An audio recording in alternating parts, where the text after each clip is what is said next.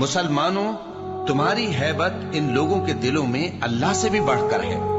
ये इसलिए कि ये समझ नहीं रखते।